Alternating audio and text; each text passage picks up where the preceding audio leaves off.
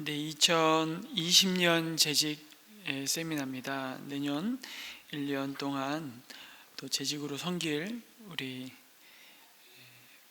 대상자들을 중심으로 오늘 재직에 대해서 좀 설명을 드리고 함께 또 질의응답도 좀 할 수 있으면 받는 시간 갖도록 하겠습니다. 네, 시간이 되었습니다. 우리 함께 잠깐 기도하겠습니다. 하나님, 오늘 저녁에 2020년 재직으로 섬길 또 봉사자들을 세우는 일에 저희들이 하나님의 또 마음과 소원을 함께 품는 시간 갖게 해주셔서 감사합니다. 이 시간 우리를 쓰시겠다고 불러주신 것이 우리가 얼마나 큰 영광이고 특권인지를 하나님의 말씀을 통해서 다시 한번 확인하고 우리가 하나님이 쓰시기에 잘 길들여져 가는 또 복된 귀한 하나님 도전의 시간 될 수 있도록 인도하여 주시옵소서. 함께 하실 주님을 기대하고 예수님의 이름으로 기도드립니다. 아멘. 오늘 마태복음 11장 28절에서 30절 말씀을 우리 같이 한번 보면서 우리 재직 세미나를 시작했으면 좋겠습니다. 마태복음 11장 28절에서 30절 말씀입니다. 여러분 너무 잘 아시는 말씀인데요. 제가 새 번역 성경으로 한번 읽겠습니다. 마태복음 11장 28절에서 30절까지 말씀. 수고하며 무거운 짐을 진 사람은 모두 내게로 오너라. 내가 너희를 쉬게 하겠다. 나는 마음이 온유하고 겸손하니 내 멍에를 메고 나한테 배워라. 그리하면 너희는 마음의 쉼을 얻을 것이다. 내 멍에는 편하고 내 짐은 가볍다. 다양한 사역을 많이 하는 것으로 유명한 어떤 미국의 교회에서 이와 같은 아마 직분자 세미나에서 아마 질의응답 시간을 가졌던 것 같습니다. 그 세미나에 참석했던 한 사람이 담임 목사에게 좀 딴죽을 거는 듯한 질문을 던졌습니다. 내용은 이렇습니다. 아니, 밥벌이 하기도 바쁜 사람들에게 교회의 사역을 요구하는 것은 아니 우리의 삶의 짐을 덜어주어야 할 교회가 짐을 오히려 더 얹어주는 것이 아닙니까? 이렇게 질문을 했습니다. 그때 목사님이 약간은 정색하고 이렇게 대답을 했답니다. 교회 사역을 하게 하는 것은 짐을 지우는 것이 아닙니다. 의미 없는 삶을 살다가 흔적 없이 사라질 사람들에게 영원한 것을 위해 일할 수 있는 기회를 주는 것입니다. 그러면서 주님의 일을 할 때 마치 주님에게 선심 쓰듯이 해서는 안 된다고, 주님의 사역은 부담이 아니라 특권이라는 사실을 깨닫고 감사하는 마음으로 해야 본인에게도 큰 복이 되고 유익이 된다, 이렇게 이제 권면을 하셨습니다. 이게 뭐 질의응답의 과정이었지만 한편으로 보면은 또 성도들 입장에서 또 공감이 되고 충분히 이해가 되는 또 질문이기도 한데요.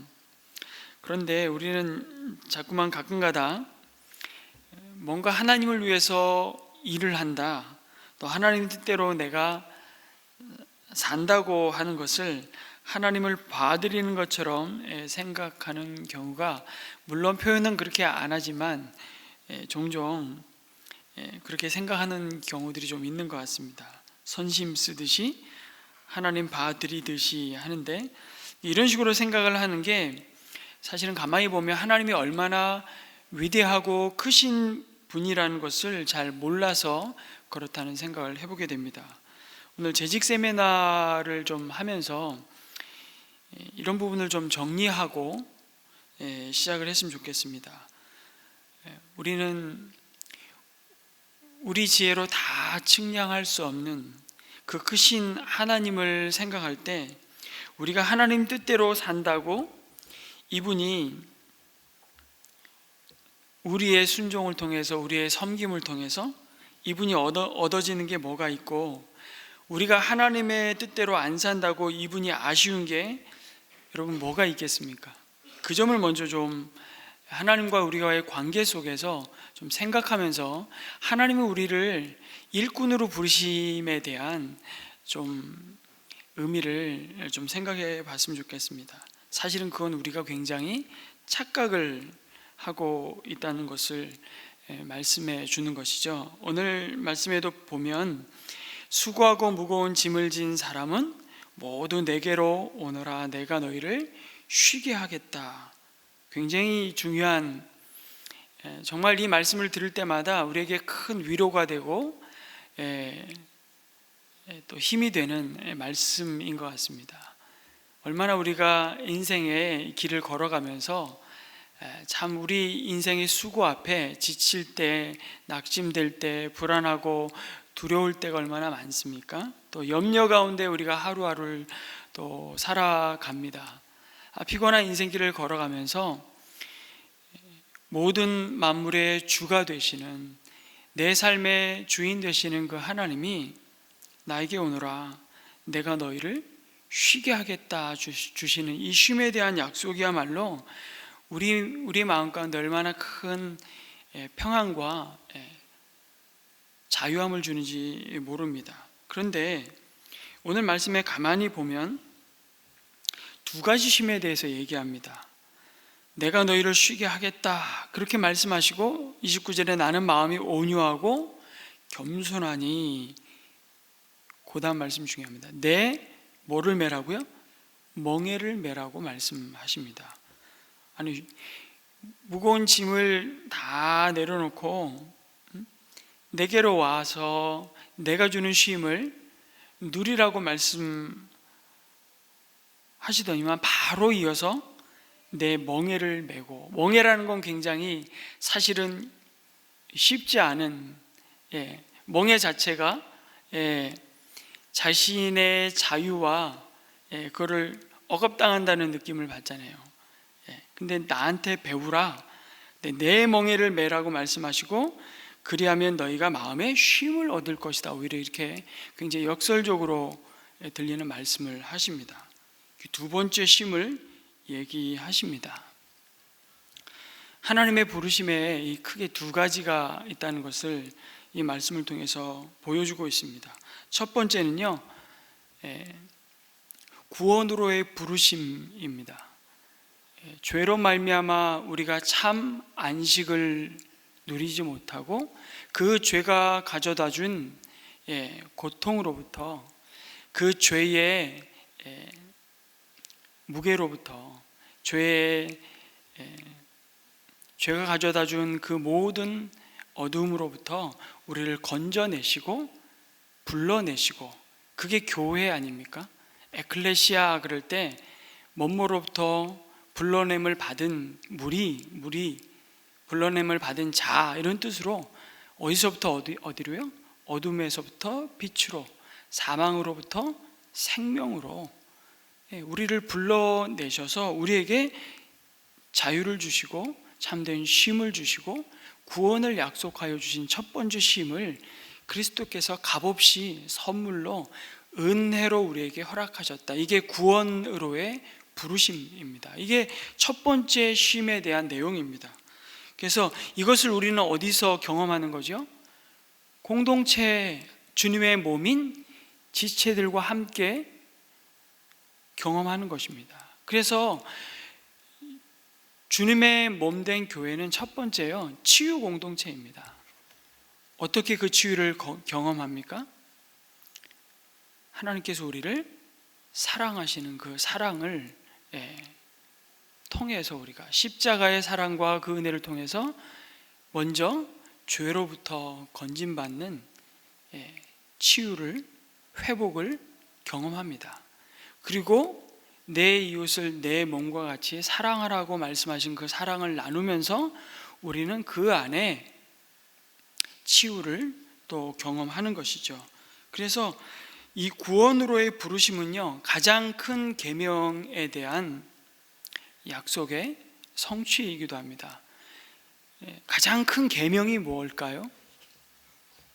여러분 강조를 늘 하는데요. 가장 큰 계명이 뭡니까?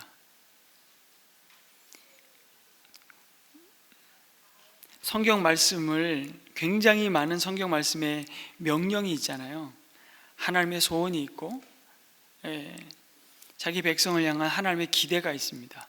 그걸 딱 두 가지로 쪼리면 뭐예요? 그게 가장 큰 계명인데, 첫 번째가 마음을 다하고 뜻을 다하고 힘을 다하여 주 너희 하나님을 사랑하는 것이고, 두 번째는요, 그와 같으니 내 이웃을 내 몸과 같이 사랑하라. 이게 가장 큰 계명이에요. 이게 구원으로의 부르심을 받은 하나님의 백성 치유 공동체가 누리는 축복입니다. 사실은 계명으로 주어졌지만, 그래서 그리스도 안에서 하나님의 백성들이 경험하는 그 경험이 뭐냐면, 되갚을 수 없는 하나님으로부터의 사랑을 우리가 경험하고 받았고, 그 사랑으로 또 내 옆에 있는 이웃을 사랑함을 통해서 하나님께서 우리 안에 에덴을 회복시키시는 경험, 다른 말로 하면 이미 우리 안에 그리스도 안에서 천국을 회복시키시는 그 경험, 그게 오늘 첫 번째 약속하신 수고하고 무거운 짐을 진 사람은 모두 내게로 오너라, 내가 너희를 쉬게 하겠다고 약속하신 이 약속의 은혜가 이 계명을 통해서 우리가 날마다 확인하고 누리는 은혜라는 거죠. 하나님을 사랑할 때, 그리고 그 하나님의 사랑을 아는 자가 또 다른 내 옆에 두신 그 이웃을 사랑함을 통해서 우리가 이 쉼을 누리게 된다는 거죠. 두 번째는 뭐냐면요, 사역으로의 부르심입니다.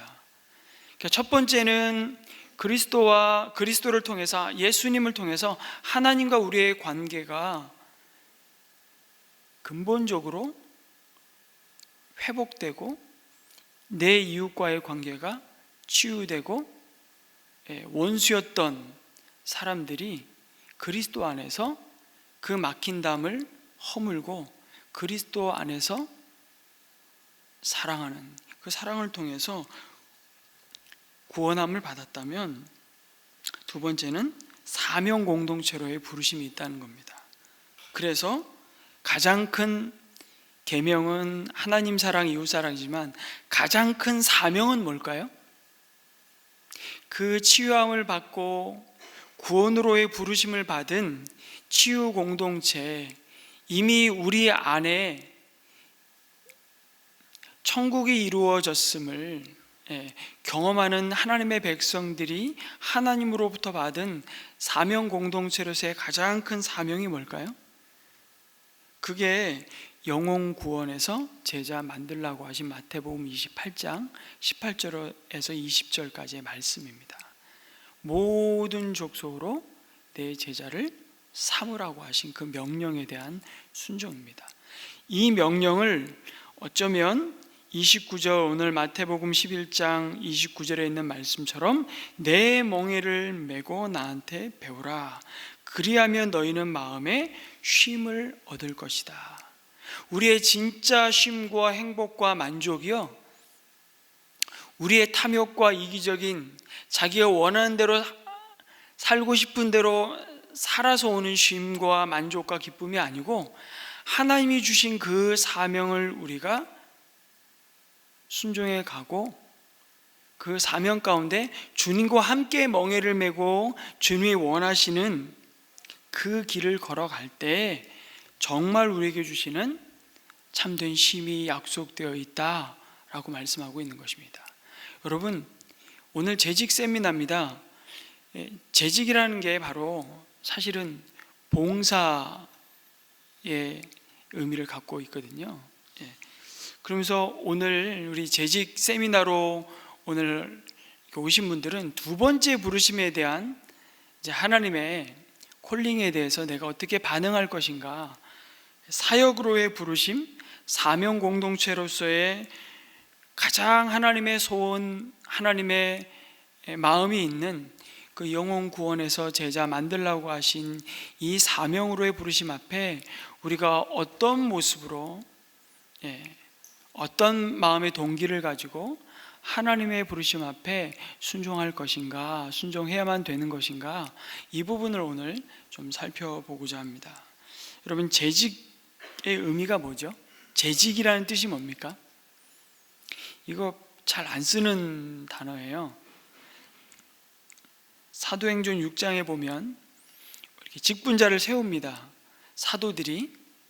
갑자기 교회가, 예루살렘 교회가 부흥을 하면서 사도들이 말씀과 기도에 전무하지 못하고 구제하는 일에 매진하다 보니까, 그래서 이 집사라는 이 직분을 세우게 됩니다.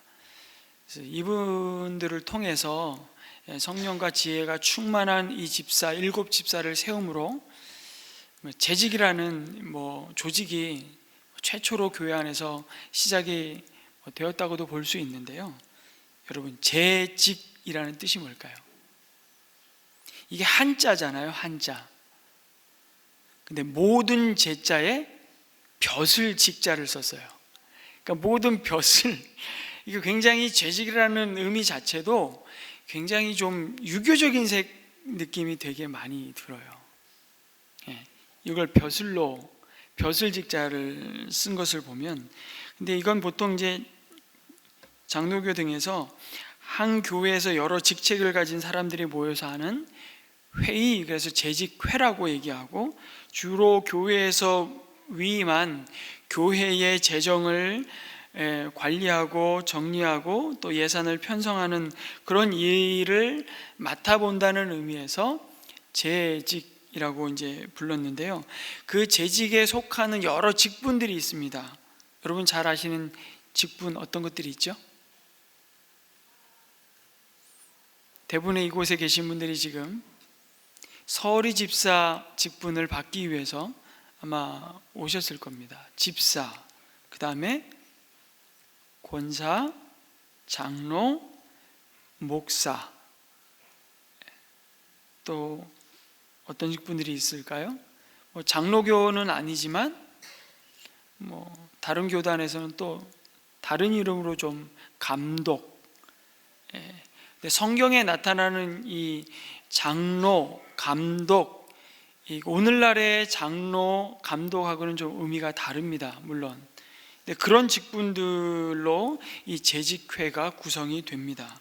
그래서 교회의 여러 가지 사역들에 관해서 의논하는 직분, 그래서 재직회라고 부르고 있는데요. 그 재직회의 가장 좀 중추적인 역할을 섬김을 하는 분들이 보통 집사라고 부르는 분들입니다. 디아코노스라고 하는데요. 헬라어에는 본래 종, 시중 드는 사람, 이런 의미를 갖고 있습니다. 그래서 교회를 섬기는 자, 봉사하는 자의 의미로 좀 이렇게 발전되면서 교회의 섬김의 사역 가운데 가장 앞장서서 섬기는 분들을 보통 집사 이렇게 부르게 되었습니다. 그래서 어떤 분들이 이렇게 표현하더라고요. 재직회라는 표현을 쓰지 말고 머슴회라고 부르자. 머슴회. 그게 딱 정확한 표현이다. 왜냐하면 이 디아코노스가 어디서 왔다고요? 아까 종, 그렇죠. 시중 드는 사람이라는 원래 의미를 갖고 있습니다.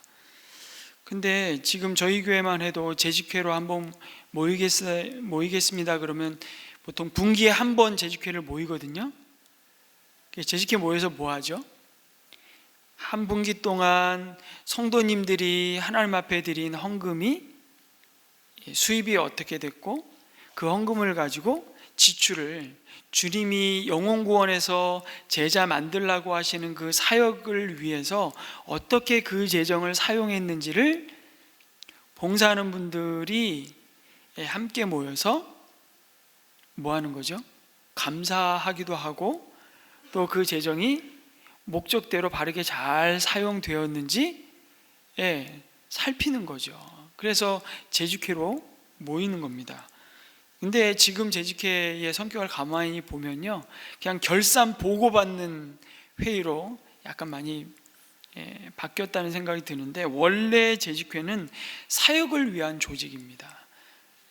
섬기는 것을 위해서 함께 그 안에서 사역을 의논하고, 실질적으로 하나님이 우리 교회에, 특별히 이 지역 사회 속에서 그리스도의 복음을 전하고 영혼구원에서 제자 만들라고 하신 사역을 효과적으로 어떻게 하면 우리가 가진 하나님이 주신 은사를 따라서 우리 교회에 주신, 특별히 맡겨주신 사역을 우리가 어떻게 감당할 것인가 의논하고 함께 기도하면서 하나님의 일을 도모하는 것이 원래 재직회의 원래 취지입니다.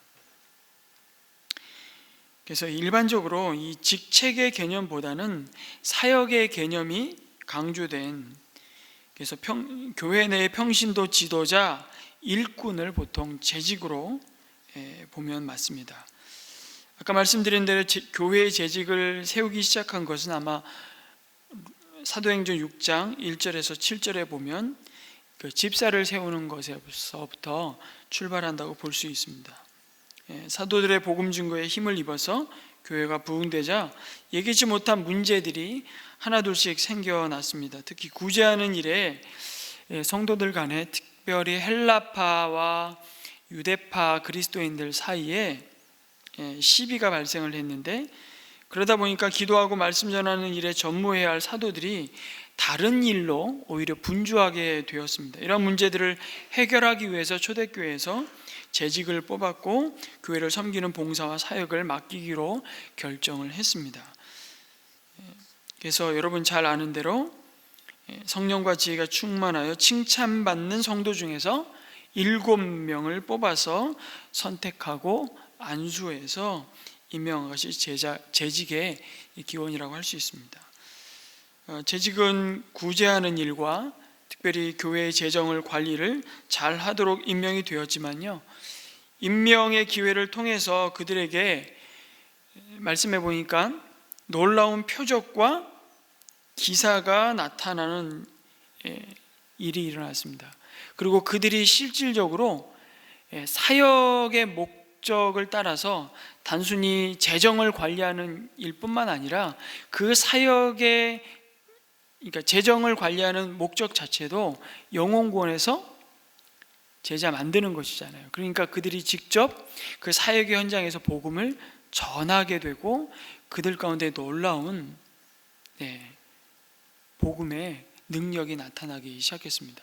여러분, 대표적으로 스데반 집사, 빌립 집사, 사마리아 성에 가서 복음을 전하고 에티오피아 내시에게 복음을 전하고 가는 곳마다 놀라운 이적이 복음의 능력으로 나타나고, 스데반은 복음을 전하다가 최초의 순교자가 되기도 하죠. 그래서 전도가 강하게 일어나면서 오히려 교회의 큰 부흥에 큰 유익이 되었습니다. 우리가 직분의 종류를 아까 잠깐 말씀드렸는데, 직분 가운데 항존직이라는 것이 좀 있습니다. 여러분, 이 용어를 좀 이해를 하셔야 됩니다. 앞으로도 항존직이라는 직분이 있는데요, 목사, 장로, 안수집사를 장로교에서는 항존직이라고 얘기합니다. 여러분, 단어 자체에서 풍기는 이미지처럼 항존직이라는 의미가 뭘까요?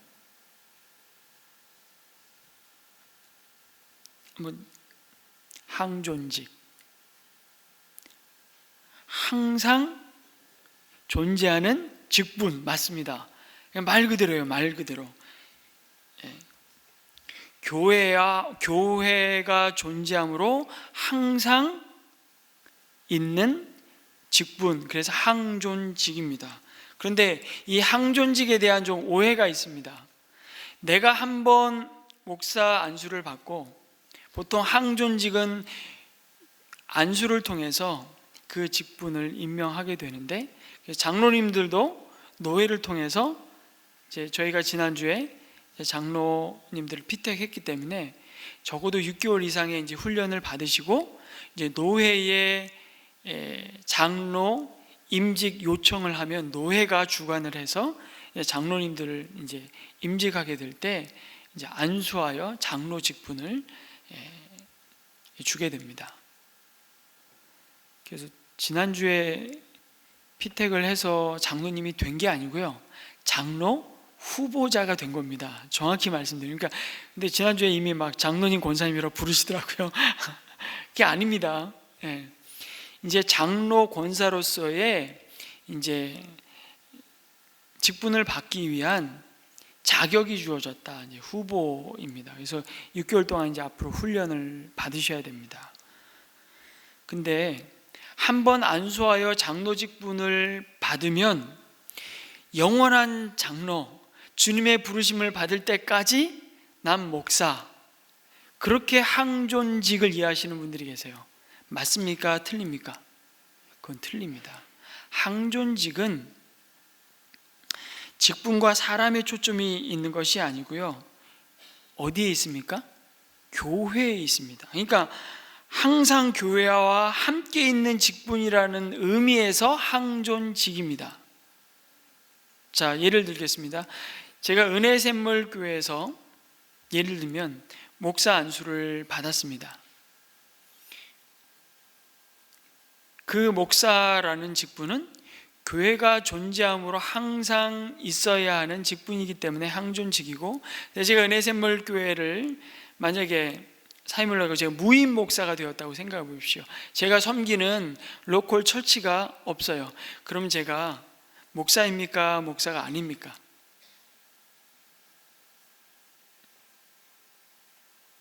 대답을 못하세요.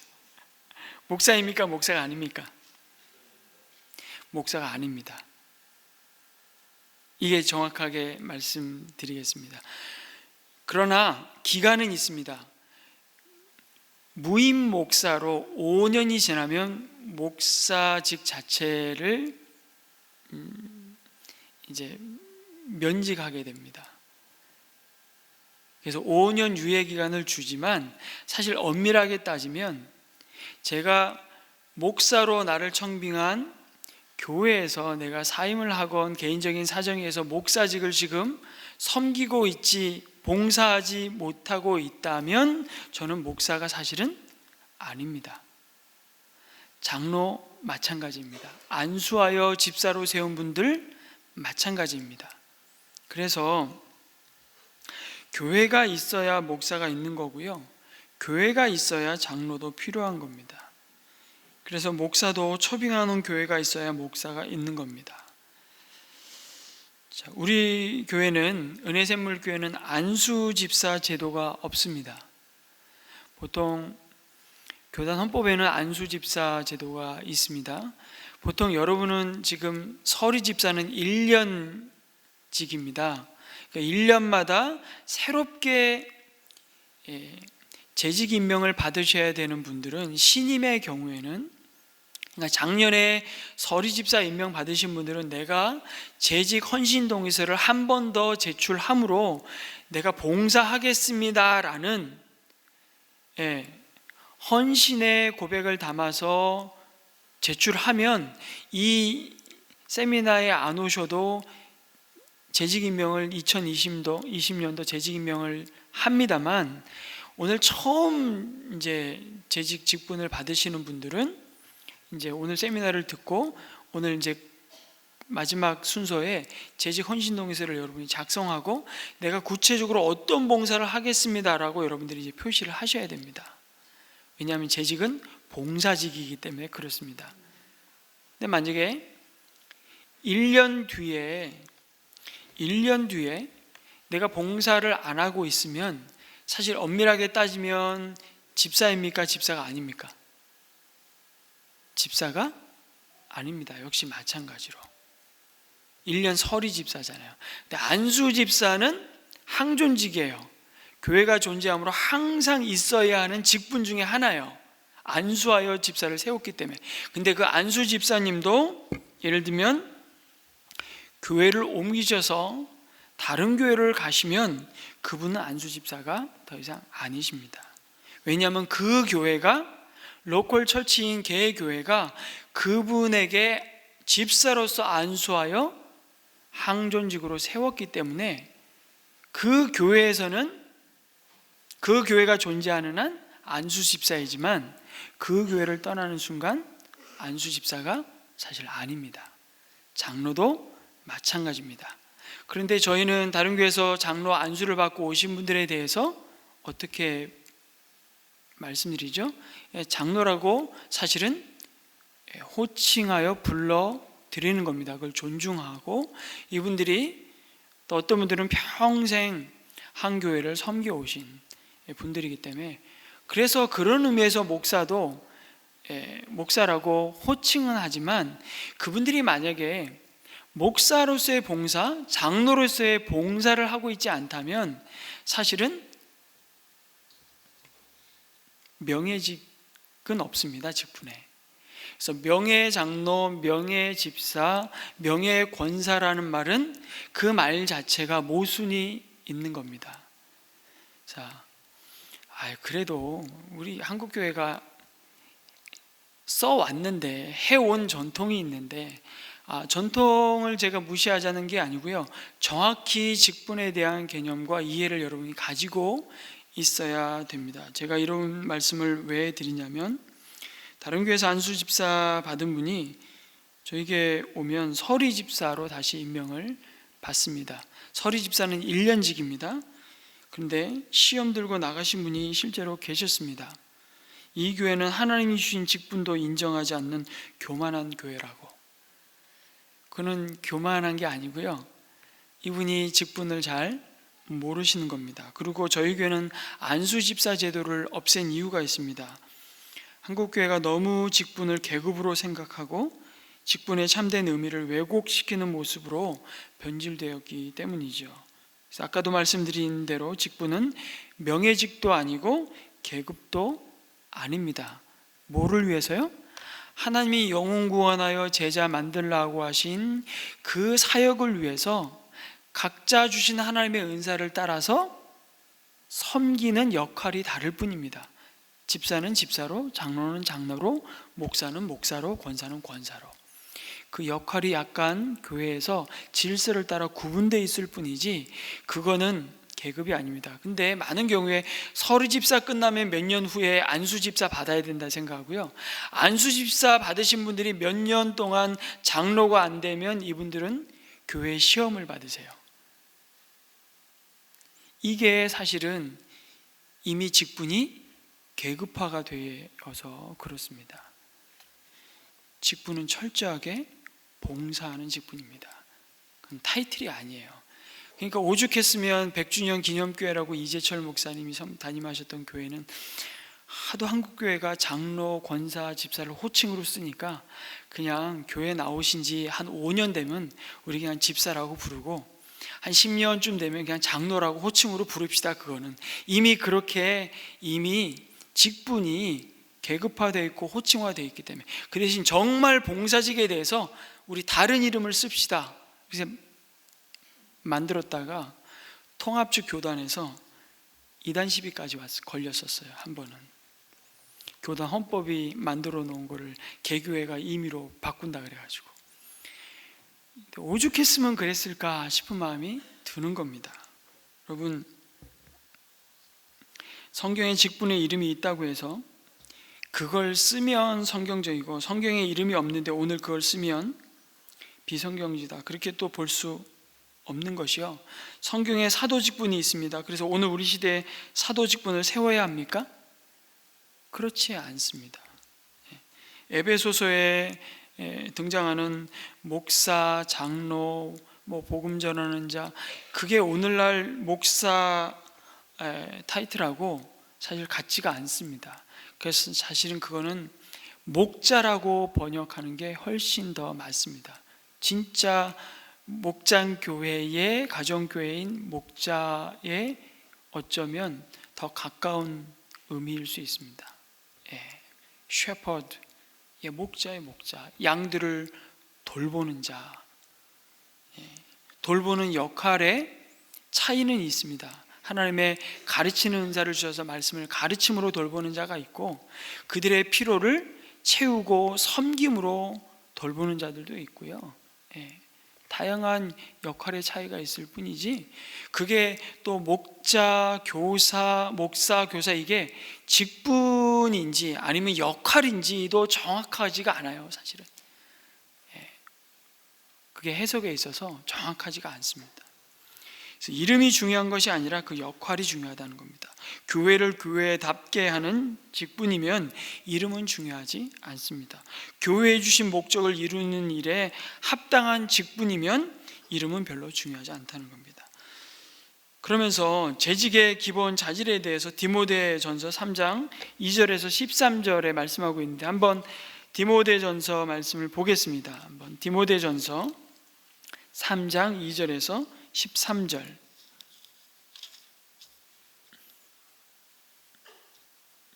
자, 긴 말씀인데요, 우리 새번역 성경 혹시 있으신 분들은 새번역 성경으로 봐주시고요, 같이 한번 제가 교독을 했으면 좋겠습니다. 이건 읽어보는 게 좋을 것 같아요. 디모데전서 3장 2절에서 13절, 제가 2절을 읽습니다. 그러므로 감독은 책망할 것이 없으며 한 아내의 남편이며 절제하며 신중하며 단정하며 나그네를 대접하며 가르치기를 잘하며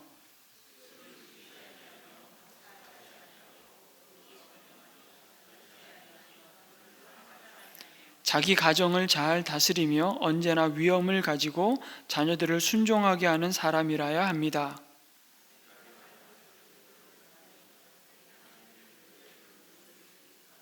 또 새로 입교한 사람도 안 됩니다. 그리하면 그가 교만해져서 마귀가 받을 심판에 떨어질 위험이 있습니다.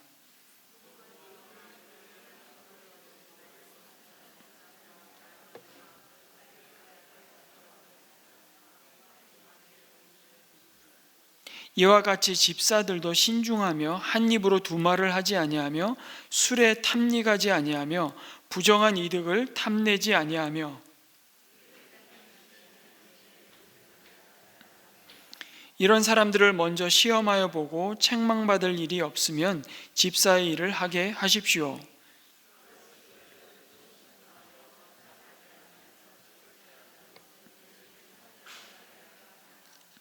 집사들은 한 아내의 남편이며 자녀와 자기 가정을 잘 다스리는 사람이라야 합니다. 이렇게 13절 같이 읽겠습니다. 시작.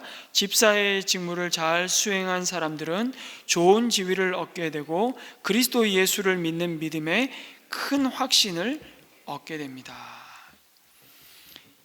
여기 재직의 기본 자질에 대해서 특별히 감독과 또 집사에 대해서 묘사해 주고 있습니다. 한마디로 하나님은 합당한 그릇을 사용하신다는 것입니다. 사도 바울이 그의 제자 디모데에게 내가 에베소 교회를 목회하면서 직분자들을 세울 때 이걸 유념하라고 그의 사랑하는 아들, 영적인 아들이고 제자인 디모데에게 교훈해 주고 있는 장면인데, 여기에 이제 재직에 대한 자격의 내용들을 볼 수 있습니다. 크게 한 4가지 범주로 나눌 수 있습니다. 이 개인적인 성품, 인격과 관련된 자격에 대해서 말씀해 주고 있죠.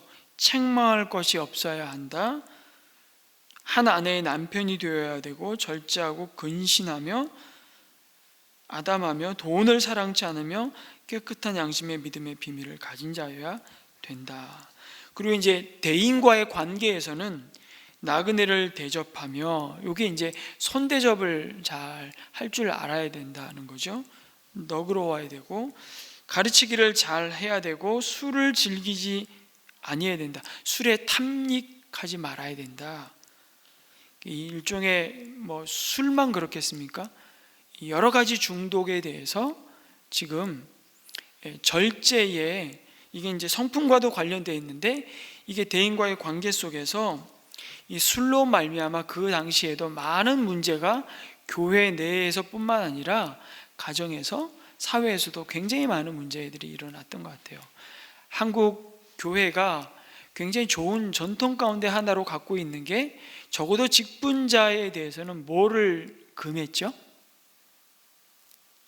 술과 담배를 금했습니다. 예.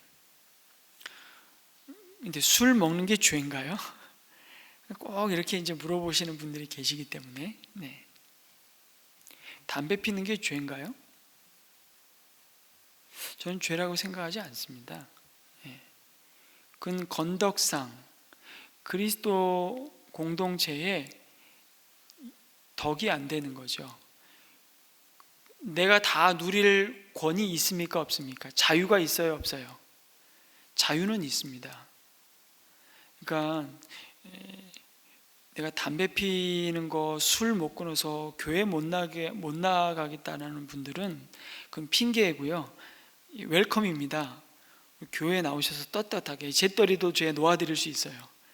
만약에 교회 와서 담배 피는 게 너무 끊기가 어려운 분들은 저 구석에 좀 흡연실을 하나 만들었으면 좋겠어요. 저는 괜히 숨어서 뒷골목에서 제가 가끔 가다가 예배 마치고 제가 바깥에 나갔는데 이제 은혜 샘물교회 얘기 아닌데 제가 분당 샘물교회 있을 때 거기는 나가자마자 상가들이었잖아요. 담배를 피고 계시는데 저를 눈을 딱 마주치신 거예요.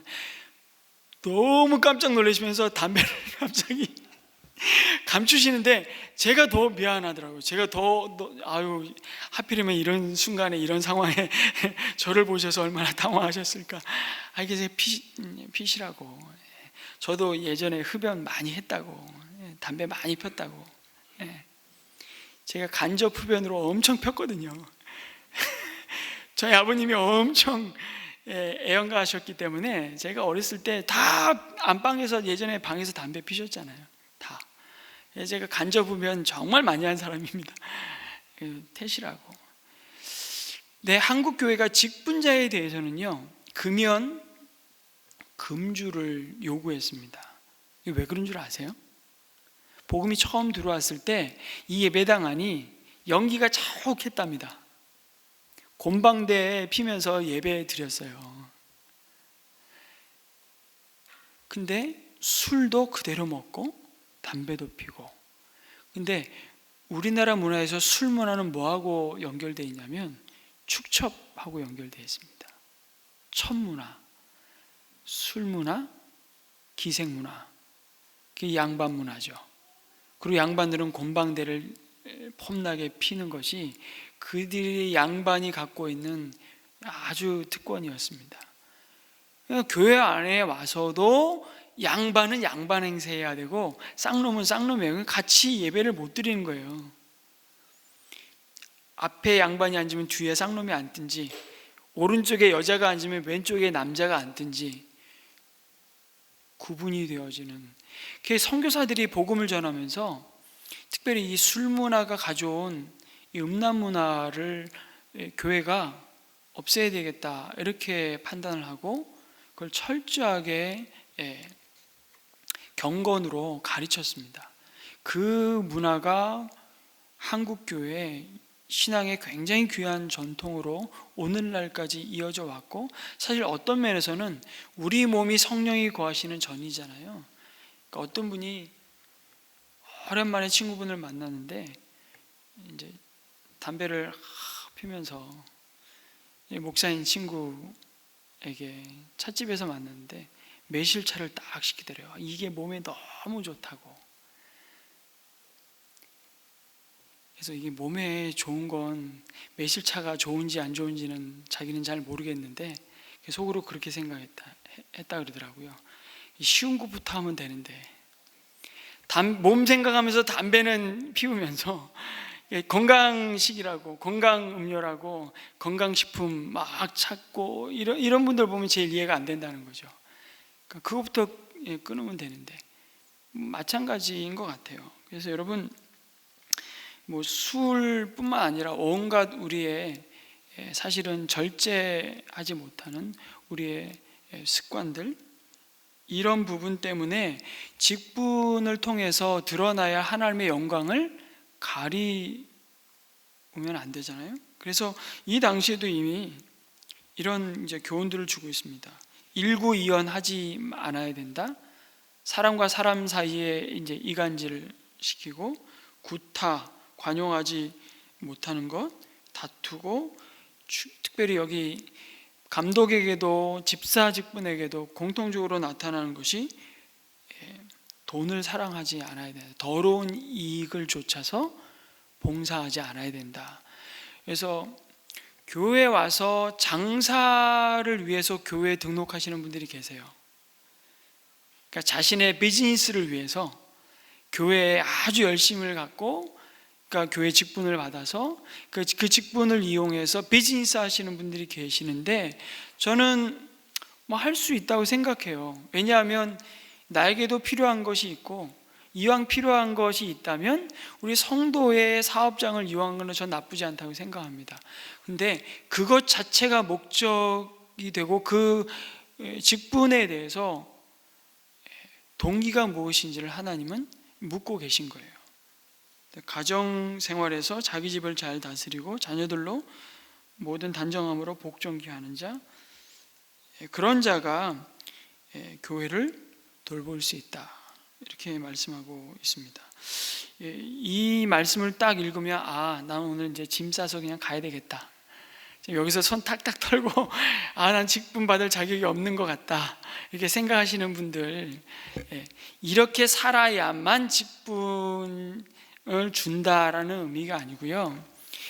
이 삶에 이 직분자에게 이걸 요구하시는 이유는 그만큼 이 직분으로 부름받고 하나님이 합당한 그릇으로 그 인생을 그렇게 빚어가시고 세워가시겠다라는 소원이 담겨 있는 겁니다. 그러니까 직분을 받은 것이 오히려 한편으로 보면 하나님이 기뻐하시는 삶으로의, 사명으로의 헌신을 통해서 내 삶에 하나님이 이런 복을 주시는 거예요. 그래서 기대와 소원을 갖고 직분을 받는 거죠. 난 이렇게 못 살기 때문에 난 봉사도 안 할 거야. 이거는 이제 하나님 앞에 가는 날까지 봉사는 못 합니다. 그러면 그게 아니죠. 우리는 계속해서 그리스도의 장성한 분량에까지 자라가야 되는, 지금도 공사 중인 사람들이지 완성된 사람들이 아니거든요. 그래서 이 직분을 맡은 자가 궁극적으로 성품에 있어서, 사람과의 관계에 있어서, 또 내게 허락한 가정의 부부와의 관계와 자녀와의 관계에 있어서 어떤 삶의 목표를 가지고 걸어가야 되는지를 좀 보여주고 있다고 말할 수 있습니다. 그러면서 한 가지 독특한 말씀은 입교한 사람은 안 된다 그래요. 새로 입교한 사람은 직분 받을 수 없다고 얘기합니다. 이게 무슨 얘기냐면 새 신자가 교회에 재직이 되지 못한다는 겁니다. 이유는요? 교만해진다는 거죠. 이미 자기가 다 선줄로 생각한다는 거예요. 그러면서 오히려 사단의 시험에 빠지고 정죄에 빠질까 두렵다. 그래서 재직을 임명하기에 앞서 어떤 과정을 이렇게 거쳐가는 것이 굉장히 바람직하고 중요합니다. 그래서 사람들을 먼저 시험하여 보고 그 위에 책망할 것이 없으면 집사의 직분을 하게 할 것이요, 이렇게 말씀하고 있습니다. 시험한다는 게 뭡니까? 그 믿음을 달아본다는 겁니다. 적어도 누군가를 섬기고 봉사할 수 있을 만큼의 기본적인 믿음이 있는지, 하나님에 대한 신뢰가 있는지, 그 믿음을 달아보고 나서 직분자로 세워라. 그래서 여러분, 적어도 저희 교회에는 재직으로 임명받으시려면 세례 받으신 지 3년이 경과되셔야 되고요, 봉사는 하실 수 있습니다. 재직 임명이 안 돼도 그 봉사도 최소한 다른 교회에서 장로, 집사, 권사 직분을 받았는지 안 받았는지 상관없이 적어도 생명의 삶 과정을 끝내야만, 그리고 정의원 헌신 동의서를 제출하셔야만 봉사하실 수 있어요. 그전에는 아무리 이 사람이 교회에서 오랫동안 봉사를 하셨어도 저희 교회에서는 봉사하실 수 없습니다. 그리고 세례받은 지 3년이 지나야 재직 임명, 서리 집사 임명을 받을 수 있습니다. 그래서 재직에 대한 좀 바른 이해를 정리해 보면 이 직분을 주신 목적이 뭘까요? 섬김을 위한 것이기 때문에 그렇습니다. 아까 멍에를 매라고 말씀하셨죠? 사명으로 부르셨는데 그 사명의 가장 중요한 내용은 섬김을 받는 자에서 섬기는 자로, 인자가 예수님이 이 땅에 오심은 섬김을 받으려 함이 아니라 섬기러 이 땅에 오셨다고 말씀하셨고, 예수님은 우리와 함께 그 멍에를 메고 주님이 나와 함께 코 꿰고 그 밭을 함께 갈겠다라고 말씀하시는 겁니다. 여러분, 이 당시에 이 말씀을 들은 유대인들은요, 그 그림을 이미 다 알고 있었어요. 노련한 소와 힘은 있는데 경험이 전혀 없는 혈기왕성한 팔팔한 소를 어떻게 한다고요? 멍에를 같이 꿰요. 그래서 그 노련한 소가 이 정말 혈기왕성한 소와 함께 밭을 갈도록, 그 의미를 지금 그 그림을 그리면서 예수님이 그의 사랑하는 백성들에게 말씀하고 있는 거예요. 나와 함께 멍에를 메고 하나님이 우리에게 부탁하신 그 사명으로 함께 걸어갈 때 우리에게 진정 주시는 기쁨과 참된 쉼이 약속되어 있다라고 말씀하시는 거죠. 그래서 직분을 주신 목적은 첫 번째는 섬김을 위한 것이고요. 그래서 종을 세우는데 사실 취임식이 어디 있습니까? 임직식부터 우리는 많이 바뀌어야 된다. 문화적으로도 그런 생각을 해보게 되는데요. 직분은 철저히 섬기는 자이고, 교회에서 섬김을 받는 자는 구도자 혹은 초신자 외에는 없습니다. 그래서 교회는 유람선이 아니고 교회는 뭐라고요? 전투함이라는 얘기를 자꾸 드리는 말씀이 이런 이유입니다.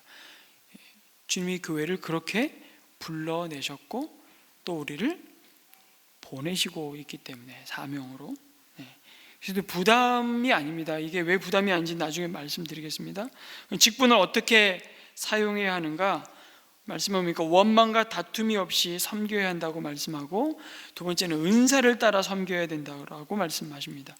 그래서 은사라는 것이 우리의 섬김을 위해서 우리에게 주신 하나님의 선물이기 때문에 그렇습니다. 그래서 은사는 결코 자랑거리가 아니에요. 왜냐하면 은사를 주신 목적 자체가 누군가를 섬기기 위한 것이기 때문에 그렇습니다.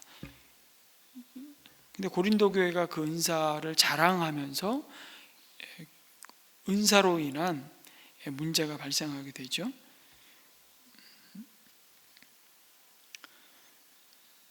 그래서 대접하다라는 의미의 뜻도 그런 의미입니다.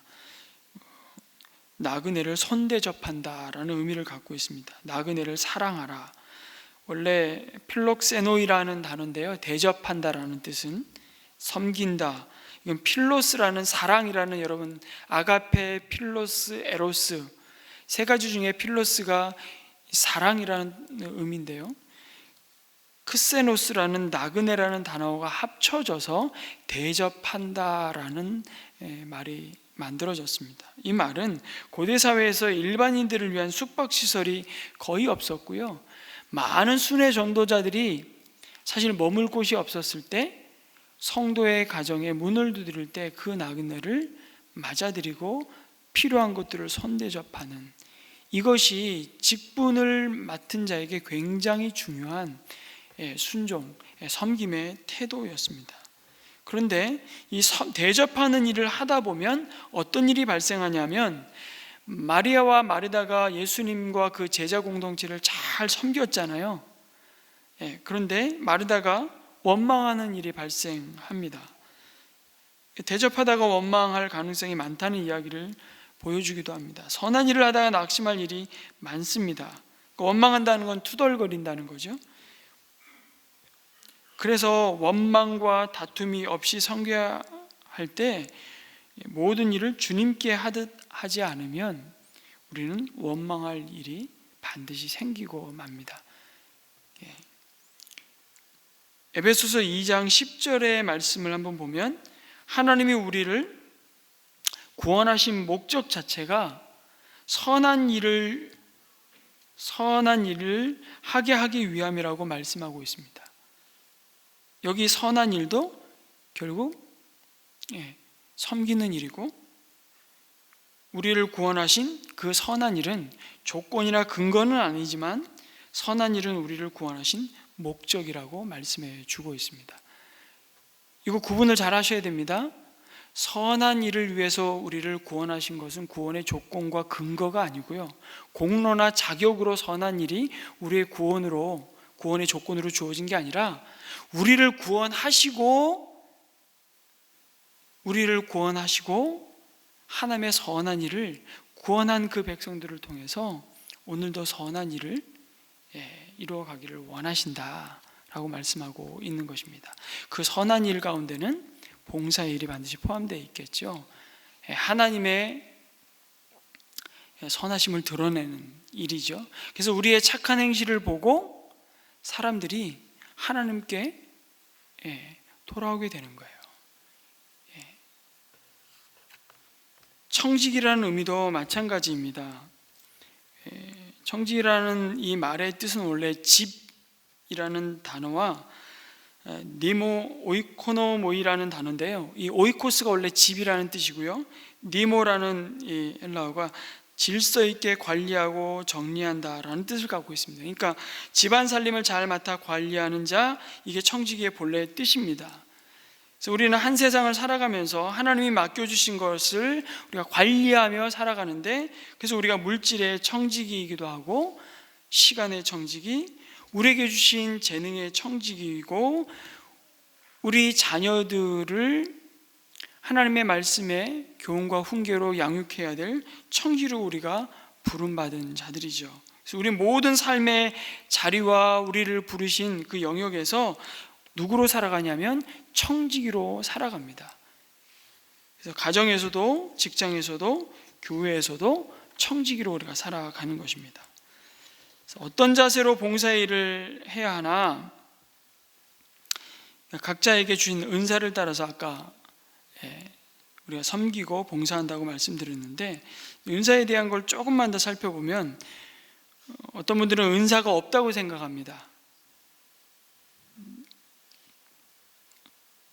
은사가 없는 사람은 없습니다. 나는 은사가 없다는 것은 은사가 없는 것이 아니라 모르고 있는 것이고요, 지금부터 여러분은 그 은사를 찾으셔야 됩니다.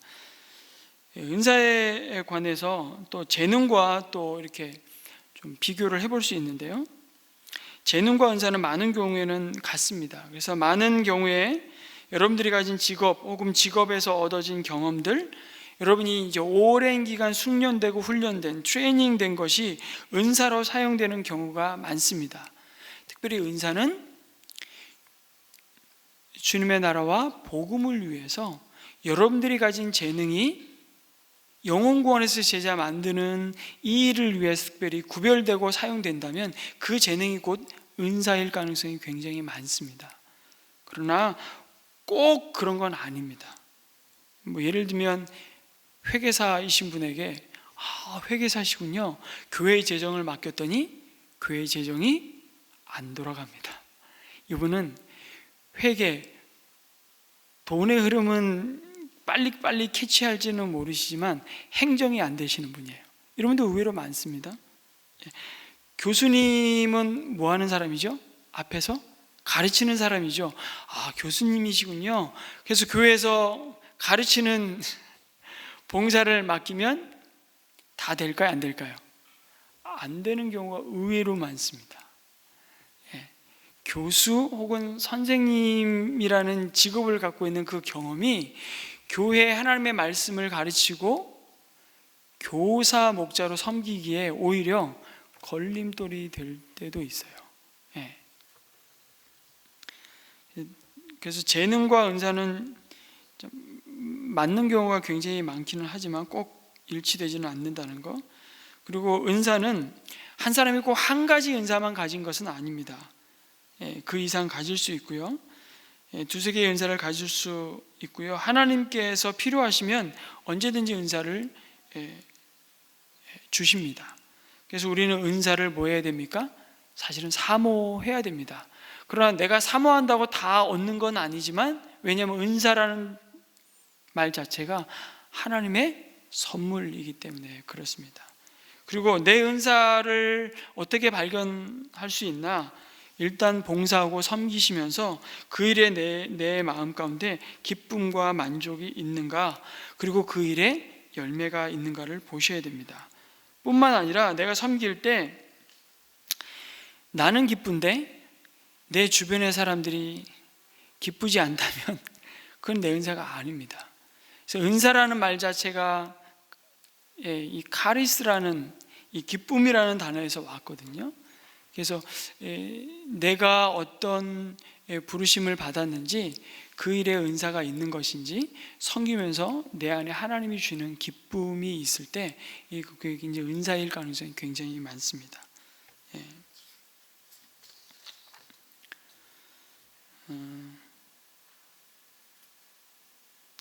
이 정도 얘기하고요. 마지막으로 봉사의 궁극적인 목적은 결국 하나님의 영광을 드러내는 것입니다. 그래서 나를 드러내기 위함이 아니고, 생색내기 위함이 아니라 하나님의 영광을 드러내는 것입니다. 그래서 먹든지 마시든지 무엇을 하든지 다 하나님의 영광을 위하여 하라고 말씀하신 그 말씀을 따라서 내가 섬기는 이 일을 통해서 하나님이 누구이시고, 하나님이 오늘 이 복음을 통해서 한 영혼을 세워가기를 원하시고, 그래서 그 일을 통해서 하나님의 영광이 드러나는 것이요.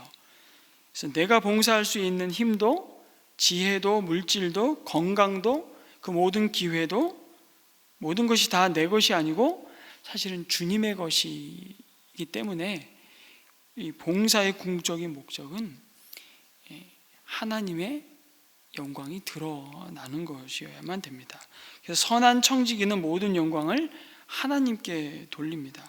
우리가 청지기로 살아가는 과정에서 우리가 참 시험에 빠질 수 있는 제일 안 좋은 상황은 뭐냐면, 주인을 망각하고 마치 내가 무대의 주인공처럼 착각할 때입니다. 그게 청지기엔 가장 위험한 시험입니다. 관리자는 주인의 기대가 뭘까를 끊임없이 생각하는 자입니다. 청지기는 끊임없이 주인을 생각해야 되고요. 청지기가 자신이 스타가 되려고 하면, 그리고 주인을 망각하기 시작하면 그것이 바로 청지기로서의 타락의 시작입니다. 이제 제일 위험한 게 하나님께 돌아갈 영광을 자신이 취하는 거예요. 그래서 정말 봉사를 안 한만 못하는, 그래서 우리가 기도해야 되는 이유가, 봉사는 기도로 시작하고 기도로 마치는 이유가 바로 그것입니다. 기도하는 자가 겸손한 자고요, 하나님께서 기도를 통해서 우리에게 드러내시는 것은 다른 것이 아니에요. 아, 이건 내가 한 일이 아니구나. 어떤 열매가 드러났을 때, 아, 이건 내가 똑똑하고 내가 잘나서, 내가 능력이 있어서 이 일이 이루어진 게 성취된 것이 아니구나. 그것을 알게 되는 사람이 누구예요? 기도한 사람은 그걸 알아요. 기도하지 않고도 일이 됐다, 내 인생이 잘 풀리고 내 사업이 잘 되고, 그때 좀 긴장하셔야 됩니다. 우리는 교만해지기 쉽기 때문에. 기도 안 하는데도 여러분 인생이 풀술 풀린다? 심각하게 생각하셔야 돼요. 왜냐하면 그 영광을 내가 취할 가능성이 굉장히 많습니다. 하나님이 그러시잖아요. 예수님이 그렇게 가르치셨잖아요. 너희가 구하기도 전에 너희에게 있어야 할 것을 내가 다 안다. 그럼에도 불구하고 뭐예요? 골방에 들어가서 문을 닫고 은밀한 중에 보시는 내 아버지께 구하라고 말씀하세요. 아니 뭐 다 아신다며요. 뭐 아시면 내 필요를 좀 채워주시지 뭐 이렇게 나로 하여금 힘들게 고단하게 이렇게 구하라고 얘기하고 찾으라고 얘기하고 두드리라고 얘기하십니까? 왜 그러실까요? 기도한 자만이 구하고 두드리고 찾을 때 주시고 열어주신 분이 하나님이시라는 사실을 기도한 자만이 알기 때문에 그렇습니다. 기도하지 않는데 열리고 찾고 얻었다면 내가 얼마나 자고하고 교만해질 수 있는지를 여러분 긴장하셔야 된다는 거예요. 주의 사역도 마찬가지입니다.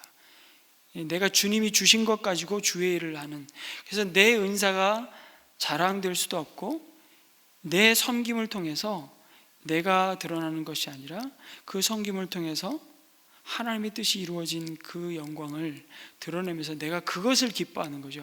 하나님의 하나님 되심, 하나님이 누구이신지가 드러나고 하나님이 어떻게 오늘도 놀랍게 나의 작은 수고와 섬김을 통해서 이 인생을 변화시켜 가시는지를 보면서 그 하나님을 내가 기뻐하고 즐거워하는 거죠.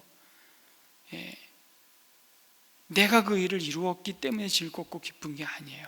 그래서 우리는 때로는요, 땀 흘려서 봉사하고 섬기다가 원망할 이유가 없는 이유가 뭐냐면, 우리가 열심히 봉사하다가 원망을 언제 하냐면 열매가 없을 때 원망해요. 그리고 두 번째 원망은 언제 하냐면 남이 안 알아줄 때 원망해요. 왜냐하면 그 일이 내 일이라고 생각하기 때문에 그래요. 열매를 주시는 분은 누구세요? 하나님이세요. 우리는 뭐만 하면 돼요? 가지에 잘 붙어 있으면 돼요. 붙어 있으면 돼요. 그리고 그 가지에 붙어서 하나님의 손을 내 손 삼고 하나님이 주시는 은사만큼이에요. 그게 물질이든 시간이든 재능이든 기회든 주신 만큼, 그 달란트 비유를 통해서 그 말씀을 하시는 거예요. 주신 만큼 섬기고 그 일의 열매는 뭐예요? 내가 거둔 게 아니라 하나님이 거두게 하신 거예요. 그래서 5달란트 받은 은사를 받은 사람이나 2달란트 받은 사람이나 칭찬이 달라요? 똑같아요? 똑같아요. 착하고 충성된 종아. 하나님 보시기에는 내가 작은 일에 충성하였으니 내가 큰 일을 맡기겠다. 칭찬이 똑같아요. 근데 우리는 자꾸 키재기 하잖아요. 목사들 세계에서도 그래요. 몇 명 성도들을 목회하느냐가, 목사님들이 모이는 어느 모임에 가면 그게 막 이렇게 말하지 않아도 10,000명 목회하는 목사님, 1,000명 목회하는 목사님, 이제 개척해서 막 몇 가정 이렇게 정말 목회하는 목사님. 저는요, 하나님 앞에 가면요,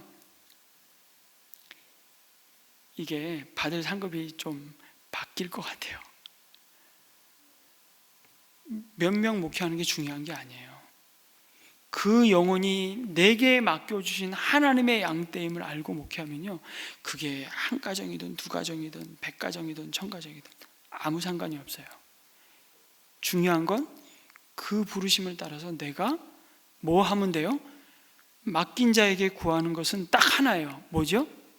충성이에요. 충성이란 말이 너무 무겁게 다가오면 이렇게 해석하면 신실함이에요. 그냥 그 자리를 지키는 거예요. 그러면 열매는 누가 맺으세요? 하나님이 맺으세요. 그 열매가 영혼구원에서 제자 만드는 거예요. 그 일을 위해 우리가 청지기로 부름받았고, 우리가 쎄 빠지게 일하다가 남는 것은요, 그래서 나는 없고 주님만이 남기를 여러분 기도하셔야 됩니다. 바울이 그렇게 기도했어요. 나는 무익한 종입니다. 나는 다만 나의 할 일을 했을 뿐입니다. 이게 청지기가 하나님 앞에 섰을 때 들을 수 있는 고백이에요.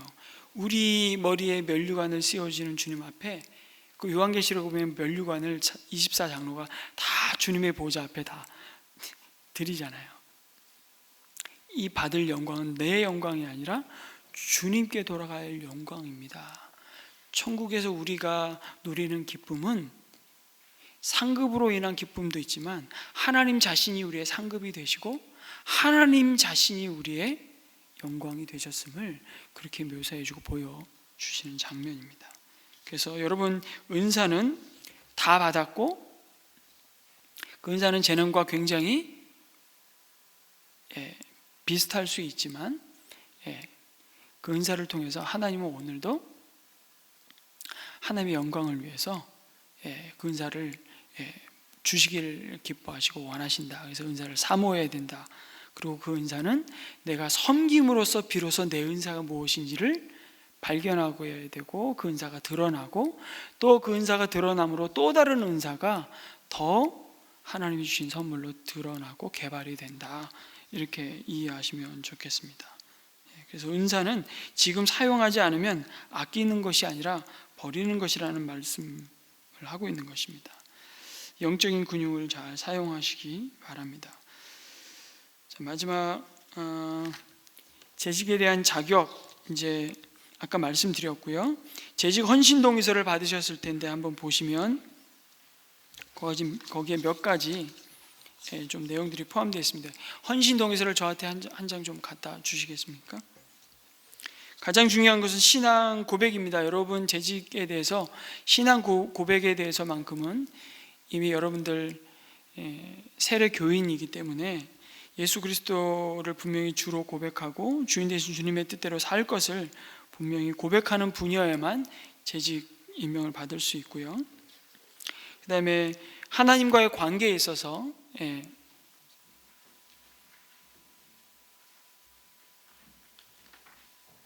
우리 아까 재직에 대한 여러 가지 디모데전서에서 가르친 말씀을 따라서 하나님과의 관계에 있어서 제일 중요한 건 예배자로서의 관계입니다. 그래서 여러분 개인적인 예배와 또 가정 목장으로 모이고 주일 목장 연합 예배로 모이고 여러분의 삶을 주님 앞에 산 제사로 하나님 기뻐하시는 산 제사로 드리기를 내가 힘쓰겠습니다. 이 영적 성장에 힘쓰겠습니다. 성령 하나님의 인도하심을 따라 하나님께서 기뻐하시는 삶을 살 것을 다짐합니다. 이 삶을 지금 다 완벽하게 살고 있습니다가 아니고요. 이 방향과 목적을 향해서 내가 적어도 동의하고 이 삶의 인도하심을 따라 내가 순종하기로 결단합니다. 이 다짐이죠. 그러면서 하나님이 그 다짐 가운데 은혜를 주시겠다고 약속하시는 겁니다. 그리고 두 번째는 우리 봉사의 목적입니다. 바로 모든 족속을 제자 삼으라는 이 주님의 명령에 순종하겠다. 요 부르심, 봉사의 이 목적, 그것이 하나님의 영광을 드러내는 것임을 내가 동의합니다라는 것입니다. 그리고 기회가 허락되면 주님의 몸된 교회에서 목자로 섬기기를 다짐합니다. 그래서 여러분, 우리 교회의 목자는 그냥 당연히 재직입니다. 당연직입니다. 이거는. 그래서 목자는 전부 다 재직으로 지금 들어와 있습니다. 그리고 여러분도 지금은 목자가 아니시겠지만 목자로 섬기기를 다짐해 주시고, 저는 주의를 지키며 수입의 11조를 교회 공동체를 통해 주님께 드리겠습니다. 여러분, 세례 교인으로서 이 고백을 보통 문답을 할 때 확인을 하지만 적어도 11조라는 건 아까 돈을 사랑하지 않겠다라고 고백하는 그 고백에 이 헌신이 포함되어 있습니다. 돈이 필요 없다는 얘기가 아니고 사랑하지 말아야 할 대상을 내가 사랑하지 않겠다는 결단인데요. 이 땅에 살아가는 동안 우리가 가장 주님과 주님의 사랑을 빼앗아가는 가장 라이벌이 누군지 아세요? 그게 돈이에요. 그래서 예수님이 뭐라 그러셨냐면 하나님과 재물을 겸하여 섬길 수 없다라고 경고하신 거예요. 그러면서 부자는 하늘나라 천국에 들어가는 것이 낙타가 바늘귀로 들어가는 것보다 어렵다 싶다. 어렵다. 어려운 말이 아니고요. 천국의 부자는 못 들어간다, 이 말씀하신 거예요. 여러분 부자세요? 얼마나 돈을 갖고 있어야 부자일까요? 그런 얘기 하는 게 아니에요. 돈을 사랑하는 자가 부자예요. 사실은 돈은 사랑의 대상이 아니고 우리의 필요를 따라서 오늘도 하나님은 공급하시는 분이심을 우리가 믿고, 적어도 나에게 모든 필요, 꼭 물질만이 아니더라도 나의 모든 필요를 지금도 공급하시고 채우신 분이 하나님이시다라는 고백을 갖는 자라면 뭘로 그 고백을 하나님 앞에 헌신으로 보인다는 거예요? 11조로. 근데 재직이 그게 11조가 지금 생활이 안 되고 있다면 요거는 좀 잘 고민해 보셔야 돼요. 왜냐하면 하나님 위치에 재물을 두셨다는 건요, 굉장히 잘 보셔야 됩니다. 여기 보면 이 재물이라는 단어를 원어 성경에 보면 맘몬이라고 기록했는데 이건 아람어입니다. 이거는 대문자로 썼어요. 그러니까 의도적으로 이건 굉장히 하나님이 인격이신 것처럼 재물이 마치 인격을 갖고 있듯이 하나님의 자리에 서고자 하는 굉장히 성도의 믿음을 무너뜨리는 데 있어서 굉장히 중요한 인격적인, 사단이 그 재물이라는 것을 통해서 성도의 믿음을 넘어뜨리는데 굉장히 인격적으로 공격하고 있는 수단입니다, 재물이. 그래서 이렇게 비교하고 있는 거예요. 그래서 굉장히 조심하라. 그래서 많은 직분자들이 재물에 넘어가는 거예요, 재물에. 그래서 교회가, 직분자들이 재물로 인해서 교회가 시험당하고요. 재정사고가 교회에 너무 많잖아요, 재정사고가. 그래서 이 부분에 대한 헌신을 하셔야만 됩니다. 그래서 다섯 번째는 재직 회원으로서 모든 성도가 사역하는 교회라는 은혜샘물교회의 핵심 가치를 존중해서 새해 1년 동안 교회 사역 중 적어도 한 곳을 섬기겠습니다. 그래서 여러분 2020년도 재직 회원으로 섬길 것을 자원하시면서 지금 뭘 하셔야 되냐면 현재 헌신하고 있는 봉사를 쓰셔야 되고요. 또 새롭게 헌신하기를 원하는 봉사가 있다면 쓰시고, 교회에서 추천하는 봉사에 헌신하겠습니다에 영표를 해주시든지 쓰시고요. 그 밑에 있는 내용을 쓰셔야 됩니다. 최종적으로 여러분이 재직의 대상자인 것을 마지막으로 헌신 동의서를 보고 주보를 통해서 여러분 재직 임명을 하게 되는데요, 공지를 하게 되는데 그 내용을 써주시고, 뒷부분에 보면 여러분이 섬길 수 있는, 무슨 봉사를 해야 될지 잘 모르겠다고 생각되시는 분들을 위해서 봉사의 여러 가지 영역들을 안내를 해드렸습니다. 이 부분을 지금 표시하셔서 여러분들은 제출해 주시면 됩니다. 특별히 이 가운데 좀 봉사하고 싶은 영역이 있으시면 표시를 하셔서 제출해 주시면 됩니다.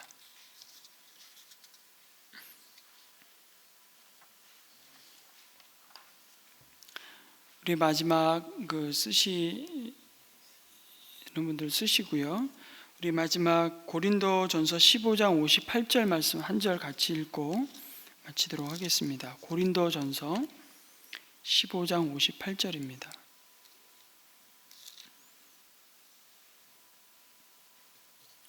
여러분이 잘 아시는 부활장의 마지막 구절인데요,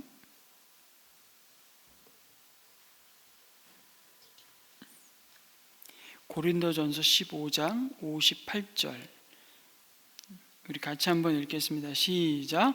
그러므로 나의 사랑하는 형제자매 여러분, 굳게 서서 흔들리지 말고 주님의 일을 더욱 많이 하십시오.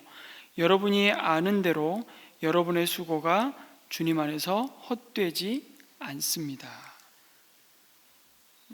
여기 헛되지 않다는 것이 두 가지 의미가 있을 수 있습니다. 헛되지 않다는 건 반드시 열매가 있을 거다, 이런 의미로도 쓸 수도 있고요. 또 하나는 상급이 있을 거다라는 의미로도 해석될 수 있습니다.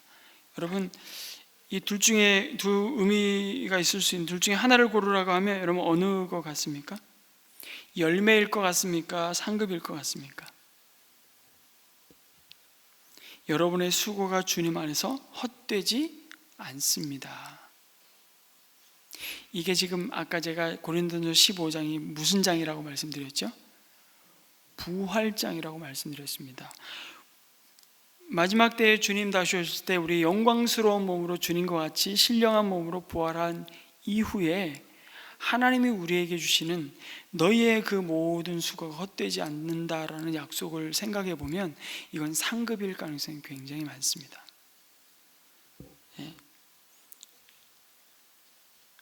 그래서 여러분들 정말 예수님을 믿는다 그러면, 예수님이 하신 말씀을 믿는다 그러면, 예수님께서는 우리 죽음은요, 우리 인생의 끝이 아니라 새로운 인생의 시작이다, 이렇게 말씀을 하셨죠. 그래서 이 세상에서 우리가 90년, 100년 사는데 그 다음에 오는 죽음 다음에 오는 것은 영원히 사는 영생입니다.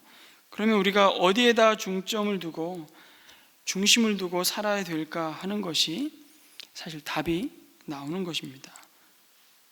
부활장을 통해서 우리에게 주시는 약속은 뭡니까? 천국의 상급을 위해서 살라. 그리고 그 상급은 우리가 충성하면 되는 겁니다. 여기서 흔들리지 말고 뭐 그런 얘기를 하는 것 보니까 흔들리는 사람이 있으니까 그런 얘기를 하지 않겠어요? 우리가 왜 흔들릴까? 아까 말씀드렸죠. 주님의 사역을 하다가 두 가지 경우가 있다고 말씀드렸습니다. 열매가 없을 때 흔들립니다. 두 번째는 남들이 알아주지 않을 때 우리가 흔들립니다. 사실은 이건 다 잘못된 생각입니다. 열매는 열매대로 사실은 내가 원하는 때 내가 원하는 방법으로 열매 맺지 않을 수도 있습니다. 그리고 열매 맺게 하시는 분은 내가 아니라 하나님이시기에 오히려 우리는 그 부분에 대해서 자유해야 됩니다. 두 번째는 하나님 뭘 보신다고요? 충성을 보신다고요. 신실하심을 보시기 때문에 열매가 없건 우리 안에 충성하면 우리에게 뭐가 약속되어 있습니까? 상급이 약속되어 있다는 것입니다.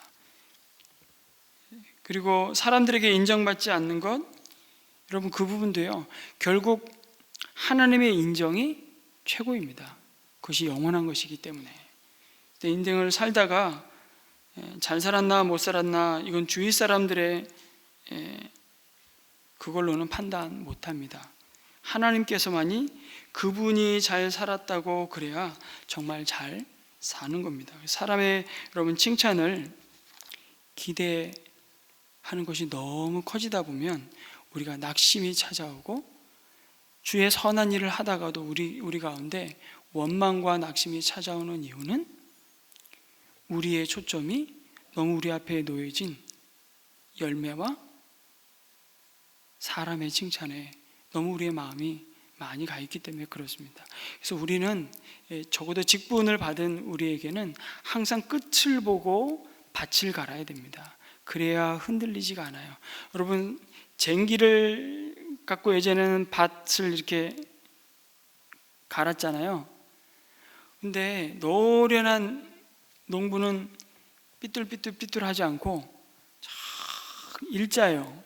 그냥 곱게 그걸 고랑이라 그럽니까? 뭐라 그럽니까? 그 쫙 이렇게 갈죠.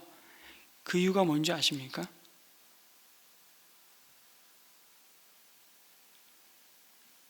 초보 농부는 다 갈고 저 끝에 가서 자기가 지나온 그 고랑을 보면 이렇게 돼 있기도 하고 뭐 이렇게 돼 있기도 하고 이렇습니다. 근데 노련한 농부는 쫙 가 있어요. 그 차이가 어디서 올까요? 노련한 농부는요, 고랑을 갈 때 이렇게 간답니다. 끝을 보고 간답니다. 목표점이 어디예요? 앞이 아니고 끝이라는 거예요. 끝. 우리는 끝을 이미 다 소유한 자고 그 끝을 아는 자입니다. 그래서 우리가 흔들리지 않는 거예요. 그리고 그 상급이 우리가 그리스도 안에서 약속되어 있는 자, 부활의 몸으로 하나님 우리의 수고가 헛되지 않다고 약속되어 있기에 우리가 이 직분을 받고 주님의 선한 일에 더 부요한 자가 되고 그 선한 일을 감당할 때 우리가 원망하거나 시비하거나 낙심하지 않는 이유는 우리가 이미 끝을 영광스러운 주님의 부활처럼 우리도 부활할 것을 소망 중에 이미 갖고 있는 자들이기 때문임을 믿으시고 하나님의 칭찬에 배부른 자들이 되시기를 주님의 이름으로 축원합니다. 아멘. 기도하고 마치겠습니다. 하나님 아버지, 오늘 재직 세미나를 1시간 반 동안 진행했습니다. 우리를 하나님이 쓰시겠다 일꾼으로 부르셔서 정말 하나님이 쓰시고자 하시는 하나님의 목적이 무엇인지, 하나님이 쓰시기에 합당한 사람이 누구인지, 또 하나님 아버지, 우리가 이 섬김의 봉사를 통해서 우리가 드러내야 할 영광이 누구의 것인지를 하나님 묵상하게 해주셔서 감사합니다. 흔들리지 않고 주님이 맡기신 그 하나님 수고를 감당할 때 하나님 참 착하고 충성된 종아, 그 하나님의 칭찬 바라보고 우리가 끝까지 이 믿음의 경주 섬김의 자리 완주해 갈 수 있도록 인도하여 주시옵소서. 우리를 통해서 그래서 많은 사람들이 주의 옳은 길로 돌아오고 영혼 구원하여 제자 만들라고 하신 우리 부르심의 목적을 아름답게 이루어드리는, 또 열매 맺게 하시는 하나님의 은혜를 경험할 수 있도록 도와주시옵소서. 감사드리옵고 예수님의 이름으로 기도드립니다. 아멘. 수고하셨습니다. 감사합니다. 네.